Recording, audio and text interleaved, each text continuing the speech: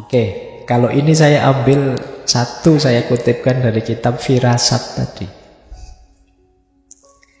Ya saya ambil teori paling dasar ya. Kata Imam Fakhrur Razi, kalau tadi kan jiwa, kondisi jiwa, level jiwa. Kalau tindakan kita gimana? Kata Imam Fakhrur Razi, kalau tindakan itu sumbernya dua. Kebiasaan dan watak dasar atau fitrah. Kebiasaan diperoleh dari hasil pendidikan dan pelatihan-pelatihan. Kalau fitrah itu ya memang asal kita begitu. Yang lebih diutamakan apa? Kebiasaan ini loh. Jadi kebiasaan itu karena lahir dari pendidikan, ya berarti ayo mendidik diri kita secara positif sehingga terbangun kebiasaan positif dan muncul karakter yang positif dalam diri kita. Karena dasarnya tindakan yang utama itu kebiasaan, berarti kuncinya adalah pembiasaan. Biasakan hidup di jalur keutamaan, kemuliaan, biar terbangun akhlak yang utama, akhlak yang mulia. Sering saya ilustrasikan, orang itu seperti apa dirinya tergantung apa yang dia biasakan. Apa yang dia biasakan itu biasanya sesuai dengan apa yang dia yakini. Apa yang dia yakini itu biasanya sesuatu yang dia mantap. Apa yang dia mantapi biasanya sesuatu yang dia pahami. Kalau tidak paham kan tidak bisa mantap. Dari mana bisa paham? Yo, proses pendidikan diri. Dari situ dapat ilmunya. Jadi dari pendidikan kita dapat ilmu. Ketika sudah paham kita tambah mantap. Ketika mantap kita yakin. Ketika yakin kita akan menjalankannya, dan ketika kita istiqomah lama-lama terbiasa. Kalau sudah dibiasakan jadi akhlak, jadi karakter kita. Kalau sudah jadi karakter, dia akan keluar secara otomatis. Kalau sudah dibiasakan ya otomatis. Kalau sampean biasanya ngomong saru-saru misalnya, dibiasakan begitu ya nanti keluarnya otomatis. Nggak pakai mikir, wis mencototnya itu yang saru-saru juga. Karena pembiasaan.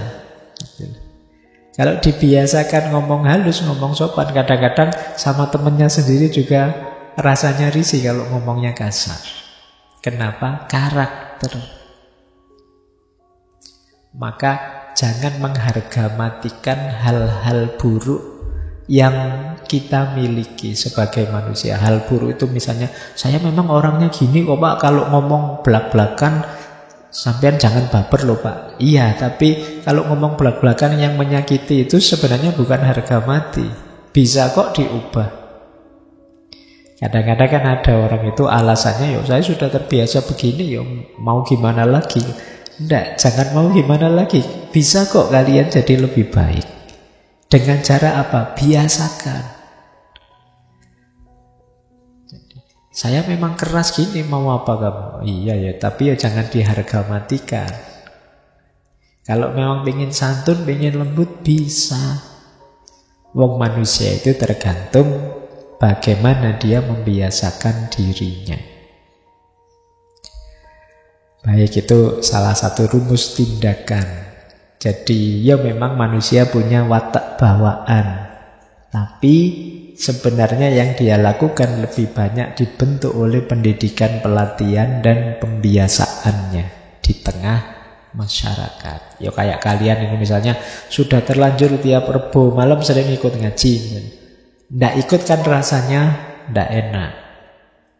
Atau sebaliknya, nggak pernah ikut ngaji, diajak ngaji mesti berat. Kenapa? Belum terbiasa.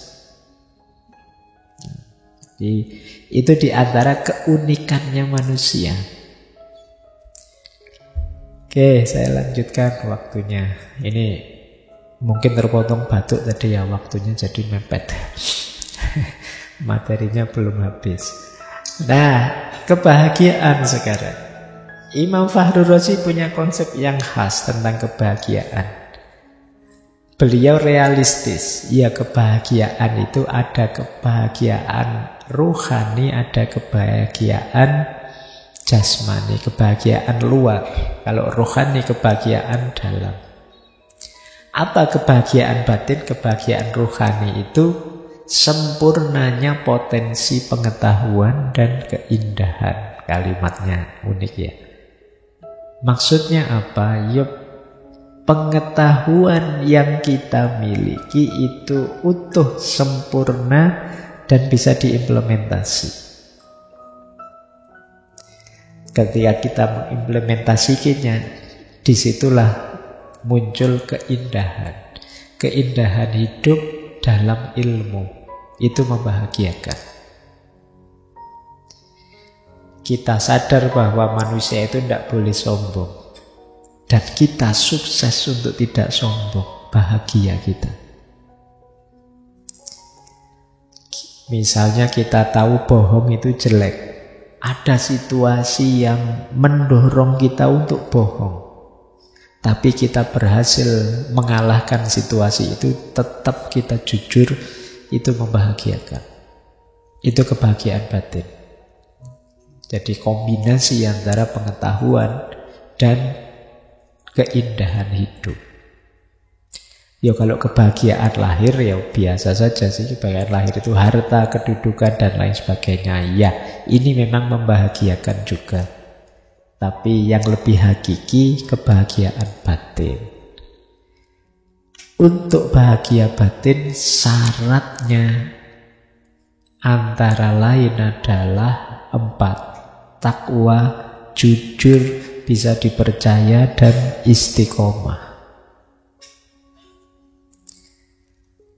Takwa itu berarti hidup yang terkendali, hidup yang terkontrol, sesuai dengan kehendak dan ridhonya Allah.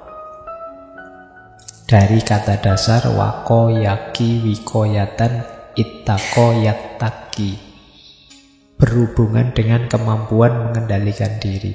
Jadi orang bertakwa itu orang yang mampu mengontrol, mengelola, mengendalikan dirinya, hidup sesuai kehendaknya Allah. Inilah orang bertakwa.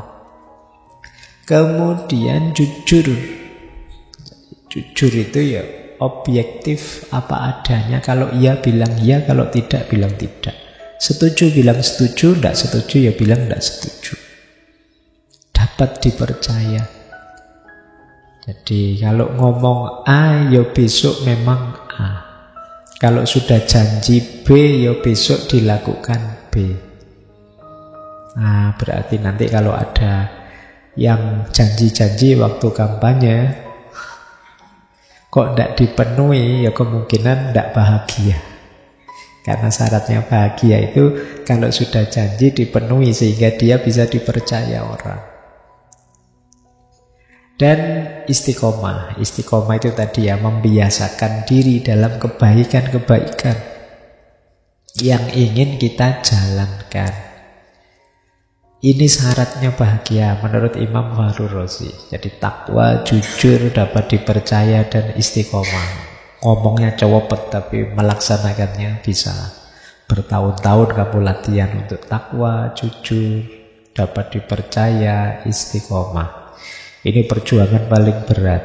Istiqomah itu seperti dulu pernah kita ngaji ya, rasanya ringan tapi kalau dijalankan berat.